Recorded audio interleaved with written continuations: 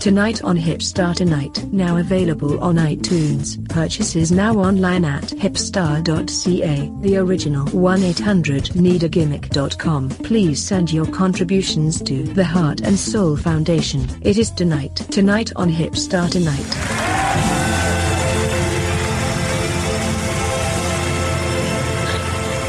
Oh, fuck. Thursday, June 8th, 2017. Wrestling journalists, huh? What do they even write about? You know, just like the review shows for fictional TV shows. Talking Dead. Predictions with no credibility. Everybody just comments. Nobody really has worked for the show. Sentences that start with, I think what they should do is, and, it was really cool when they did this, but it'd be cooler if they did this. Leave it for the internet. Please. Alright? That Sportnet's show after Raw and SmackDown, it's so not necessary. Yeah, maybe some ex-employees need some jobs, but this still remains fiction. It is not a professional sport. I'm sorry. And plus, the WWE hires their own employees to have their own review show. Let's leave it at that. The internet, guys, I can no longer pick on you, okay, because I'm there too. But you need to know why and what you're doing and how you're doing it is just dreadfully awful. You're killing me, Smalls. Fuck. Yeah, a lot of these people are making fucking careers out of talking about wrestling. Yeah, man. And, really, you can give any opinion you want on wrestling because who's to say it's wrong? It's an opinion. But when you report on the news and try to tell me some backstage gossip, Kevin Owens won't be at this venue in the next 2 fucking days, something. They know it's a work, so they're trying to explain why it's a work and how they're going to work it. And that's not fair because you're suspecting. Just be surprised and enjoy. Everybody's so critical. I'm sick of Mike Johnson. I'm sick of Dave Meltzer. Well, I'm sick of Brian Alvarez. Well, good voice. I'm sick of Greg Oliver. Yeah, you're sick I'm sick of all of them, Dan Murphy. I'm sick of everybody. Ron Hutchinson. Well, the list goes on and on. Sam Stino. Yeah, fucking. I'm sure. Yeah. Some of the worst reporting in the industry, Fair enough. The Wizard of It, and he was a pro wrestler, and, just quit, so... Well, you and I should still be grateful that some sports journalists actually want to cover wrestling now, because it wasn't a part of news. It wasn't that big. And I don't know if I should be calling them sports journalists, though, because most articles seem to be that most of their experience just comes from watching wrestling since they were this high. D-Man and I went to Dundas and Ossington. Actually, we ran there for the sake of cardio so we could catch the end of Extreme Rules, whatever. No honesty, we were hungry, so we needed food. There was this goober by himself, had no sign of ever buying anything from that bar, so the servers were probably pissed at him, for taking up the space. And people were also there to watch the NBA Finals, so fuck. I kept watching him. I had to sneak behind him just a couple times to make sure he was actually writing, reviews. The picture was done by the finish of the 5-man cluster, and I turn over to see, with all the other fans cheering by the result, this so-called journalist with his chin in his palm, shaking his head like he would have booked it another better way. Better than Samoa Joe versus Lesnar. Fuck, man. I guess I need to accept this, but I can't. Fuck this guy.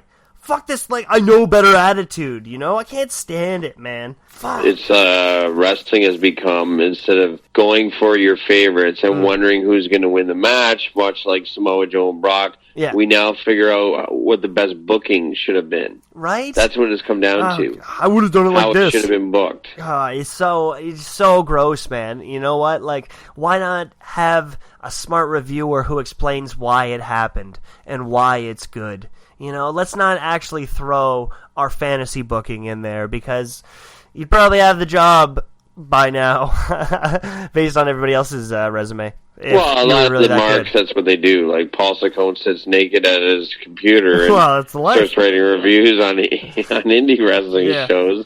and which I guess that's good. Like, I need to know that Reese Greenway beat Rip Impact in, 8 minutes and 31 seconds.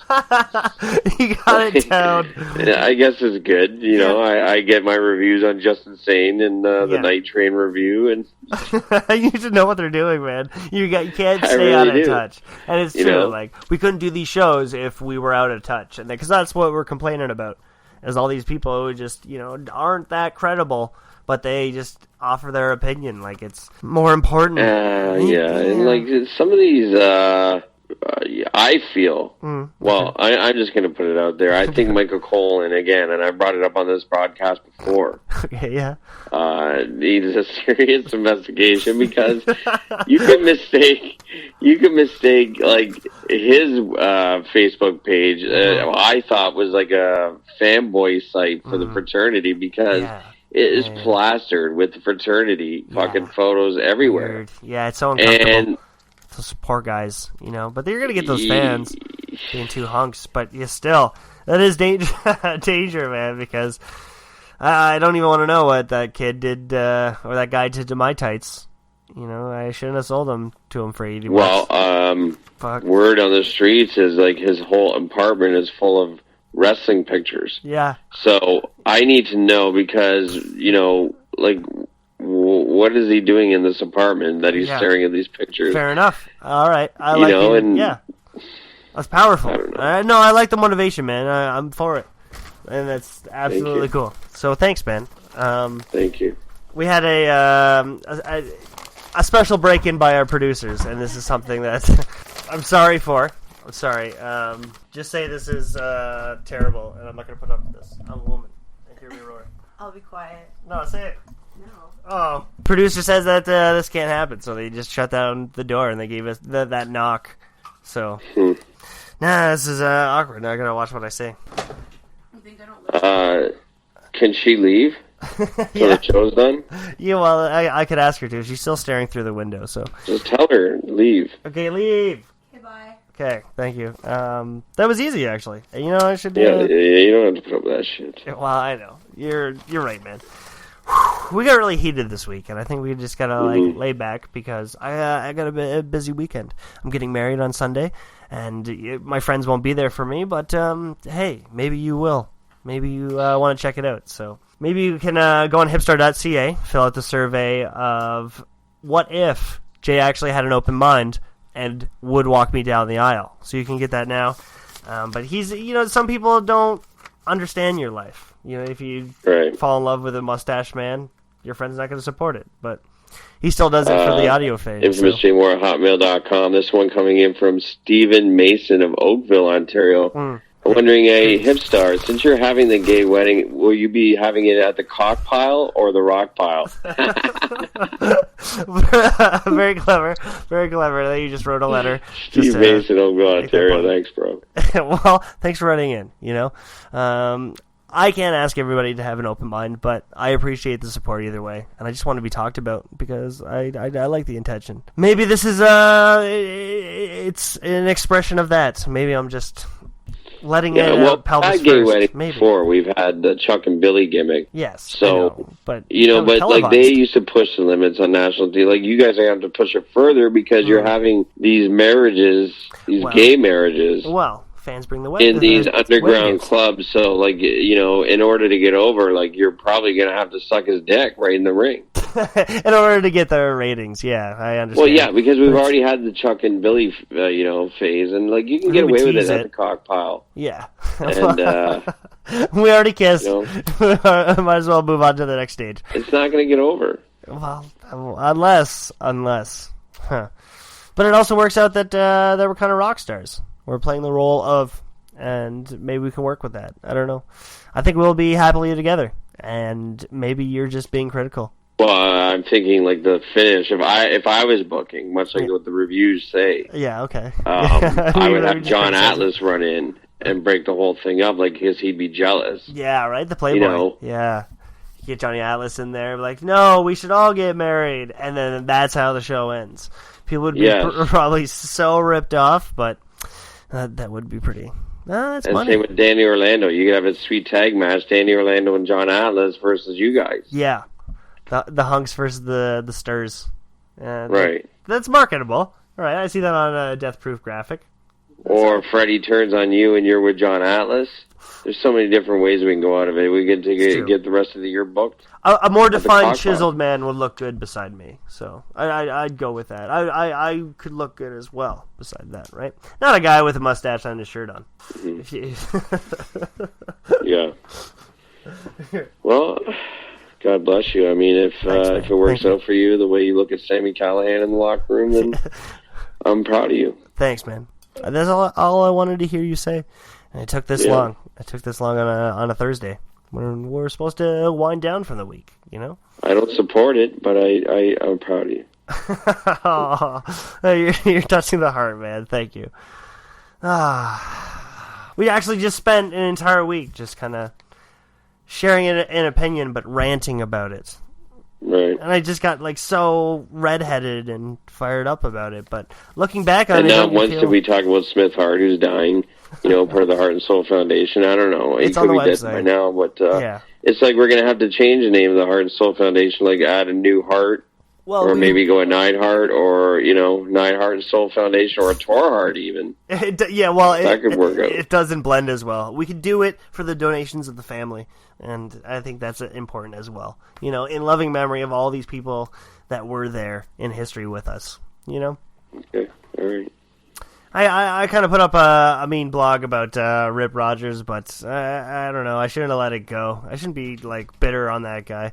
But I did write this piece, and I just why are these old guys just bad grammar? His sentence structure is so poor. He doesn't know how to work his iPhone.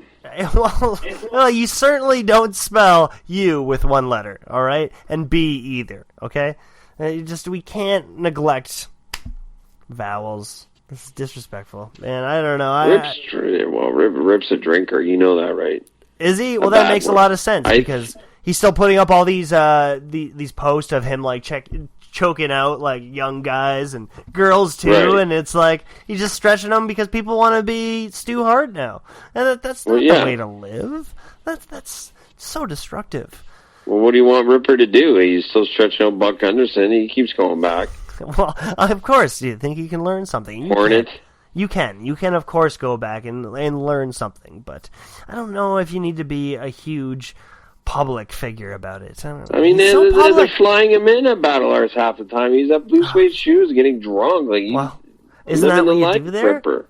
I think you get really drunk and you go on stage when apparently it's just all women only on the stage that are allowed to dance. Yes. That and the Silver Elvis. That was so what the fuck, man? I don't know. That was a weird time too, but made for a good Instagram photo. Well, shoutouts to Vince Russo and Rip Rogers making the news this week tonight on HipStar Tonight. Yeah, it's been fun. So that's interesting. Yeah. Yeah, absolutely. They need to be talked about again because shouldn't attach so much hate and bitterness to it. But I'm grateful. I'm grateful to be inspired by them. And especially for a man that was a head writer for Thursday Night Thunder, which we could be watching right now because it is Thursday. It could be. It's a sad day that Thursday Night Thunder is gone, and you can thank Vince Russo for that. Nothing lasts forever, and especially in my childhood, it just does not work out. Nothing lasts forever. Anyone can see. Nothing lasts forever. I hope you have a happy Thursday and a very great weekend, okay? Come see me at the Cockpile on Sunday. It's going to be a beautiful day. Tonight on HipStar Tonight.